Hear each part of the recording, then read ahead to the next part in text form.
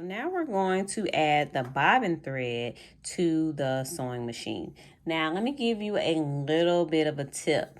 When you are sewing, there are two threads that have to come together and bind together in some type of entanglement in order to create a stitch. So you need the spool thread as well as the bobbin. So let's go ahead and insert the bobbin. So you want to take your wound bobbin first. Go ahead and cut your machine on.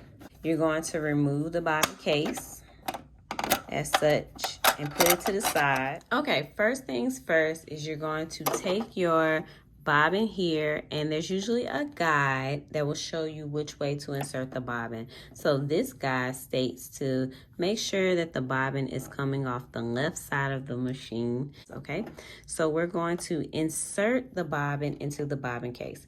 But before we insert it, you need to realize that there is this silver piece here, and then there's a slit in between the silver piece, all right? That's very important. So let's go ahead and insert the bobbin. Now you're going to take the bobbin in your left hand, and you're going to find the slit. Every machine has a silver piece that is a top loading type of machine. And what we'll do is we're going to place the bobbin through the slit and allow it to go to the left. So watch what I do. So I hold this with my right finger. I place it through the slit, and I should hear a click when I go to the left. You hear that? All right, so now I know it's in there because I can do like this, and it is inserted in the machine. Let me do a close-up. There is the silver piece here, and there's an indentation. So we take this, put it in here, push down. We're going to the left, and watch for and listen for the click.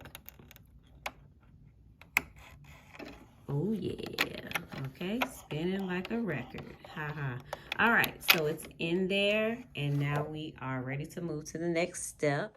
Okay, I do not use the thread cutter here, but it's available. With the thread in your left hand, you're going to turn the manual hand wheel towards you one full turn so that the needle goes all the way down and comes all the way back up. So I'm holding this in my hand, and I'm going to pull this towards me, which means allow it to go towards you. And I go one full turn and come back up.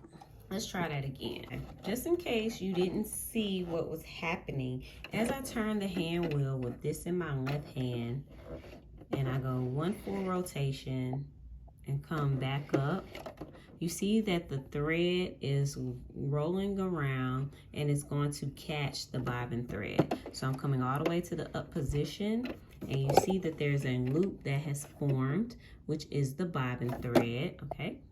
So that's the bobbin thread. So you want to grab that loop, okay, and let go of the thread, let go of the orange thread or the top thread. Grab that loop. Oh, there we go. Oh, there we go, sorry. Okay, grab that, okay, because that is the bobbin thread, and it's coming up through the bottom. So you see that the bobbin thread is coming up through the needle plate here, and then you have your top thread here, and that is correctly done.